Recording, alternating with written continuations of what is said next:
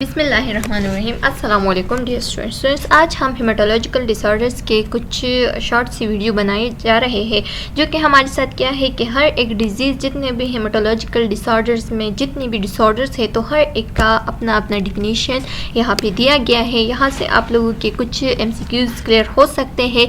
तो आइए स्टार्ट लेते हैं। स्टार्ट लेने से पहले आप लोगों से एक छोटा सा रिक्वेस्ट है कि हमारे चैनल लेक्चर्स बाय अनाया को सब्सक्राइब करें, कमेंट करें and press the bell icon ताकि नेक्स्ट वीडियो का नोटिफिकेशन आप लोगों को बहुत जल्द मिल सके।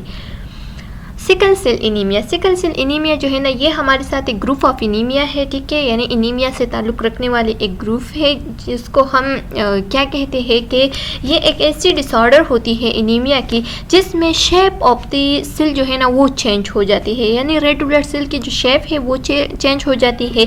और ये क्यों चेंज हो जाती है? क्योंकि इसमें जो ऑक्सीजन होती है वो हर एक पार्ट ऑफ द सेल तक नहीं पहुंच जाती। यानी सेल जो रेड ब्लड सेल्स होते हैं उसमें ऑक्सीजन की कमी आ जाती है, तो इस वजह से जो सेल की शेप है वो चेंज हो जाती है।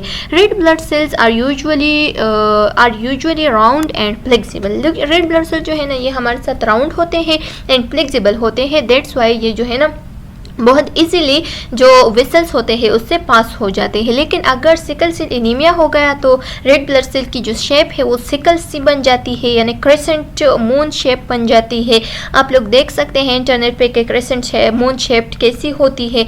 तो फिर वो शेप की जो सेल्स होते हैं वो इजीली पास नहीं होते वेसल से। जब वो इजीली पास नहीं होते तो वहाँ पे ये जो हमारे वेसल्स होते हैं वहाँ वेसल्स को ब्लॉक कर देती है, और जब वेसल्स को ब्लॉक कर देती है तो वहाँ पे फिर जो ब्लड फ्लो है वो सही से नहीं हो जाती।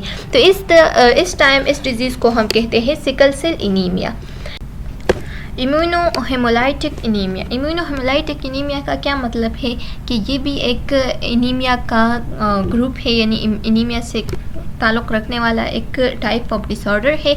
तो इसमें क्या होता है कि a condition in which the body immune system stop red blood cell forming और cause them to clump together. इसमें ऐसा होता है कि ज़्यादातर जो रेड ब्लड सेल्स है तो वो उसकी फॉर्मेशन फर्दर नहीं होती, उसकी फॉर्मेशन जो है ना वो स्टॉप हो जाती है, या उन दोनों को जो रेड ब्लड सेल्स होते हैं उनको क्लम्पिंग से क्या कर देती है, उसकी क्लम्पिंग जो है ना एक दूसरे के साथ वो स्टॉप हो जाती है, ठीक है। तो इस टाइप ऑफ डिसऑर्डर को हम कहते हैं कि इम्यूनोहेमोलाइटिक anaemia. Immunohemolytic anemia can occur in patients who have chronic lymphocytic leukemia। जिस पेशेंट को क्रोनिक लिम्फोसाइटिक ल्यूकीमिया हो यानी वाइट ब्लड सेल्स की कैंसर हो तो उस दौरान ज़्यादातर ये जो इम्यूनोहेमोलाइटिक एनीमिया है ये हो सकती है उस पेशेंट में, ठीक है।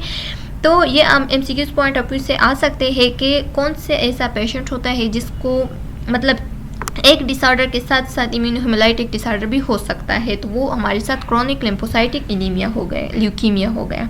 Also called auto immune haemolytic anaemia and immune complex haemolytic anaemia. इसको हम क्या कह सकते हैं? इसको हम ऑटो इम्यून हेमोलाइटिक एनीमिया भी कह सकते हैं and immune complex haemolytic anaemia भी कह सकते हैं। तो ये नेम्स आप लोगों ने MCQs पॉइंट ऑफ व्यू से रिमेंबर रखने हैं। नेक्स्ट है आयरन डिफिशिएंसी एनीमिया। जब हमारे बॉडी में आयरन की डिफिशिएंसी आ जाए यानी रेड ब्लड सेल्स में आयरन की डिफिशिएंसी आ जाए तो उसको हम कहते हैं iron deficiency anaemia. Iron deficiency anaemia is a common type of anaemia, a condition in which blood lack adequate healthy red blood cells. वो कंडीशन जिसमें हमारे साथ जो रेड ब्लड सेल्स है वो हेल्थी ना हो, ठीक है, वो वीक बन जाए। तो उस कंडीशन में, और ये क्यों वीक हो जाते हैं? क्योंकि आयरन की डिफिशिएंसी आ जाती है, तो उस दौरान हम कह सकते हैं कि पेशेंट को आयरन डिफिशिएंसी एनीमिया हो गई है। Red blood cells carry oxygen to the body tissues. Red blood cell जो है ना वो ऑक्सीजन भी कैरी कर सकती है किस चीज़ में, यानी बॉडी टिश्यूज़ तक ऑक्सीजन को कैरी कर देती है, ठीक है। और जब हमारे साथ रेड ब्लड सेल्स में ऑक्सीजन की कमी आ जाए तो उसको हम कहते हैं ऑक्सीजन डिफिशिएंसी एनीमिया, ठीक है। और जब आयरन की डिफिशिएंसी आ जाए तो उसको हम कहते हैं iron deficiency anaemia. As name implies, तो इस दौरान हम जब रेड ब्लड सेल्स में ऑक्सीजन की कमी आ जाए यानी टिश्यू तक ऑक्सीजन जो है ना वो एडिक्वेटली कैरी ना हो जाए, या हमारे जो रेड ब्लड सेल्स है वो वीक बन जाए, तो उस दौरान हम इसको एक नाम देते हैं जिसको हम कहते हैं iron deficiency anaemia as due to insufficient iron. और ये क्यों होता है? जब हमारे साथ आयरन की कमी आ जाए, इनसफिशिएंट आयरन हो ब्लड में।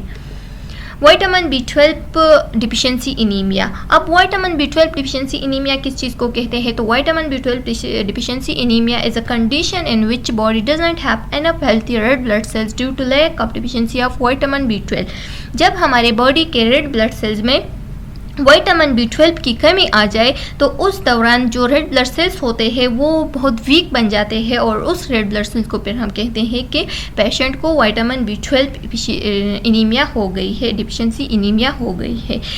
This vitamin is need to make red blood cells which carry oxygen to all part of your body. ये जो विटामिन है ये क्या कर सकते हैं? ये रेड ब्लड सेल के ज़रिए आपके सारे बॉडी तक कैरी होते हैं, ठीक है, और ये हमारी बॉडी के लिए बहुत इंपॉर्टेंट है, इस वजह से हमारी सारी बॉडी में ये कैरी कर देते हैं। तो अगर हमारी बॉडी में विटामिन B12 की कमी आ जाए, यानी रेड ब्लड सेल्स में विटामिन B12 की कमी आ गई है, तो उसको हम कहते हैं विटामिन B12 डिफिशिएंसी, ठीक है। नेक्स्ट है फोलिक एसिड डिफिशिएंसी एनीमिया। अब फोलिक एसिड डिफिशिएंसी का क्या मतलब है? जब हमारे बॉडी के रेड ब्लड सेल्स में फोलिक एसिड की कमी आ जाए या फोलेट की कमी आ जाए, यानी फोलेट जो है ना वो इनफ प्रेजेंट ना हो, तो उस दौरान हम कहते हैं कि पेशेंट को फोलिक एसिड डिफिशिएंसी हो गई है। और उस फोलिक एसिड डिफिशिएंसी जो है ना ये भी हमारे साथ एक ग्रुप ऑफ एनीमिया है, एक क्लास ऑफ एनीमिया है, ठीक है। Plastic anaemia is a form of bone marrow failure. Marrow the soft fatty tissue inside bone is placed where new blood cells are formed। हमारे बॉडी में क्या होती है? एक सॉफ्ट फ्लैटी टिश्यूज़ होते हैं जो कि हमारे बोन के इनसाइड प्रेजेंट होते हैं। तो उसमें अगर कोई ब्लड तो वो हमारे बॉडी के जो न्यू ब्लड सेल्स होते हैं वहाँ से उसकी फॉर्मेशन होती है। अगर उसमें कोई मतलब डिफिशिएंसी आ गई या एनीमिया हो गया तो उस एनीमिया को फिर हम कहते हैं कि बोन मैरो फेलियर हो गई है, यानी एप्लास्टिक एनीमिया हो गई है। In aplastic anaemia the bone marrow doesn't produce new cells. Aplastic anaemia में ऐसा होता है कि जो बोन मैरो होते हैं वो इस काबिल नहीं होते कि वो न्यू सेल्स को प्रिपेयर करें, ठीक है। Living the body susceptible to bleeding start हो सकती है एप्लास्टिक एनीमिया की वजह से, या कोई इन्फेक्शन भी काज हो सकती है।